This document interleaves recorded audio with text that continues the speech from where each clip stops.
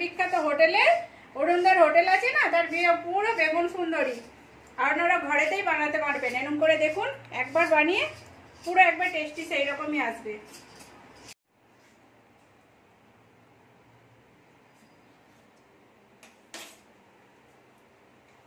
নমস্কার বন্ধুরা, তানভীর ভিলেজ ফুডে সবাইকে স্বাগত। সবাই ভালো আছি, আমিও ভালো আছি। আজকে আমি একটা রেসিপি শেয়ার করছি। এটা অরুণদার হোটেলের পুরো স্পেশাল রেসিপি আমি বানাচ্ছি। আর কলকাতা যেতে হবে না, বাড়িতেই বানিয়ে দেখাচ্ছি।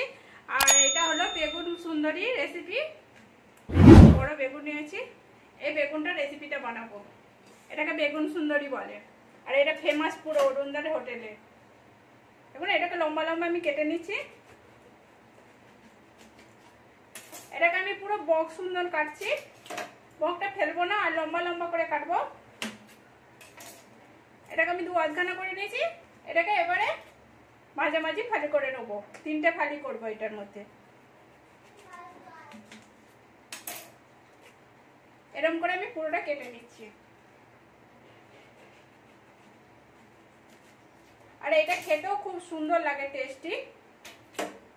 একবার অন্তত বাড়িতে বানিয়ে দেখবেন। ভালো লাগলে একটা লাইক করবেন, শেয়ার করবেন আর সাবস্ক্রাইব করবেন, পাশে থাকবেন। এরকম করে আমি পুরো বেগুনটা কেটে নিচ্ছি লম্বা লম্বা করে। এখানে আমার বেগুনটা কাটা হয়ে গেছে। আমি এখানে বেগুনটার মধ্যে চিনি, একটু নুন আছে, হলদি আর লঙ্কা গুঁড়ো এটা একসঙ্গে মিশিয়ে নিচ্ছি। মিশিয়ে উপর থেকে ছড়িয়ে দিচ্ছি ভালো করে, যাতে মাখানা হয়ে যায়। এই দেখুন। আর এর মধ্যে এইটা তো ভালো করে লাগবে না, একটু তেল দিয়ে দেবো এর মধ্যে। আমি 2 চামচ তেল দিয়ে দিচ্ছি। তেলটা দিয়ে দিলে মশলাটা পুরো ভালো করে মাখানো হয়ে যাবে বেগুনটার মধ্যে।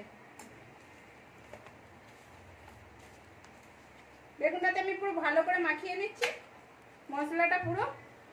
এই দেখুন, এরকম করে পুরো সব বেগুনগুলো এরকম করে করে মাখিয়ে নিতে হবে। সবগুলো এরকম করে পুরো মাখিয়ে নিচ্ছি। তেলটা না দিলে, এটা দেখুন মাখাচ্ছি, এটা হচ্ছে না। তেলটা দিলে কিন্তু ভালো করে মশলাটা বেগুনের গায়ে লাগবে। উল্টে পাল্টে পুরো আমি মাখিয়ে নিচ্ছি। এখানে আমার বেগুনগুলো মাখানো হয়ে গেছে। কড়াতে তেল দিয়ে দিয়েছি, তেলটাও আমার গরম হয়ে গেছে। এবার একটা একটা করে বেগুন ভেজে নেবো দিয়ে, কড়াতে দিয়ে। দেখুন আমি এরকম করে দিয়ে দিচ্ছি। বেগুনের কিন্তু উপর দিকটা আমি দিয়ে দিচ্ছি নিচের দিক করে।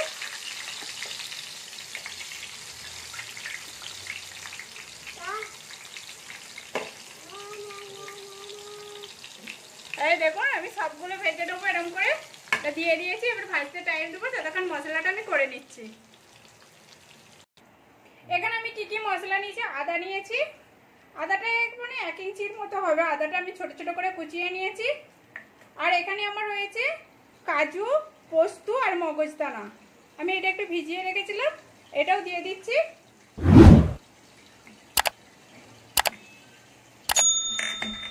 এর মধ্যে আমি 2টো কাঁচা লঙ্কা আছে, কাঁচা লঙ্কা দুটোকে আমি ভেঙে দিচ্ছি।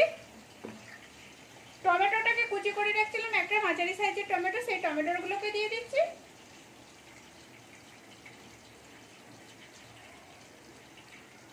এবার এর মধ্যে আমি হলদি আর লঙ্কা গুঁড়ো দিচ্ছি।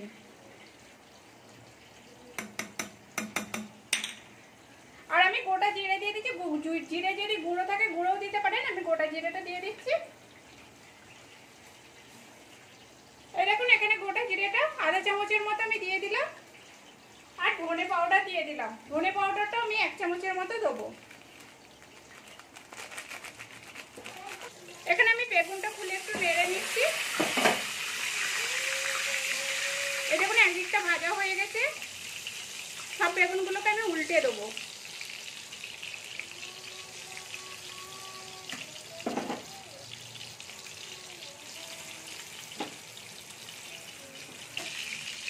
এখানে একটু বেগুনগুলো ভাজা হয়ে গেছে, আমি বেগুনগুলোকে তুলে নিচ্ছি। আর 2টো বেগুন ছিল, সেই 2টো বেগুন আমি ভেজে নেবো। এরকম এরকম করে ভেজে নিয়েছি। এগুলো একটু ভাজতে টাইম লাগবে, এগুলো আমি ঢাকা দিয়ে দিয়ে এগুলো ভেজে নিচ্ছি। এখানে বেগুনগুলো পুরো ভাজা হয়ে গেছে। আর তেলটা আমি কমিয়ে নিয়েছি, অনেকটা তেল ছিল। এর মধ্যে আমি শুকনো লঙ্কা আর সামান্য পরিমাণে জিরে দিয়ে দিচ্ছি। এটা একটু ভেজে নেবো।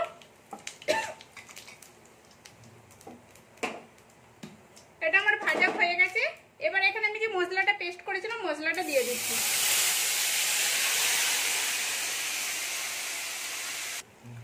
এখানে মশলা মশলা দিয়ে দিচ্ছি। মশলাটা যে ডাব্বাটা ছিল একটু জল দিয়ে আমি মশলাটার উপরে দিয়ে দিলাম, দিয়ে ভালো করে আমি ঘেটে নেবো। এর সাথে জলটা মশলার সাথে পুরো ভালো করে ঘাঁটা হয়ে যাবে। এখানে মশলা থেকে তেল ছাড়ছে, কিন্তু আমার আরো ভাজা হবে, আরো মশলাটা থেকে তেল ছাড়বে, ততক্ষণ আমি ভাজতে থাকবো মশলাটা। আমি একটু নেড়ে নিচ্ছি। এখানে মশলা থেকে অনেক তেল ছেড়ে দিয়েছে, আমি কিন্তু নুন দিইনি এখনো, আমি নুন দিয়ে দিয়েছি স্বাদ অনুযায়ী। আর আধা চামচের মতো আমি গরম মশলা গুঁড়ো দিয়ে দিচ্ছি, দিয়ে একটু মশলাটা ভালো করে ঘেটে নেবো এর সাথে। এখানে আমার মশলাটা হয়ে গেছে, এই দেখুন কত সুন্দর মশলাটা হয়েছে, এই দেখুন। এবার এর মধ্যে আমি বেগুনগুলো দিয়ে দেবো।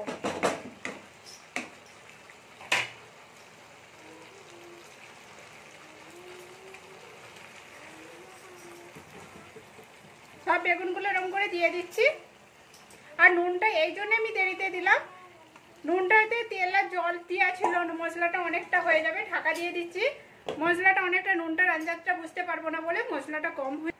এখানে 5 মিনিট হয়ে গেছে, আমি খুলে দেখছি, দিয়ে আমি একটু মশলাটা নেড়ে নিচ্ছি এরকম করে করে।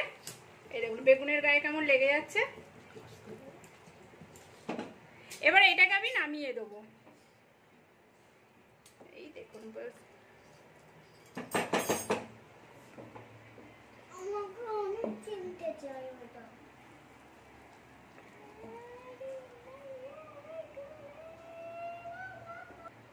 এরকম এর উপরে মশলাটাও দিয়ে দিচ্ছি।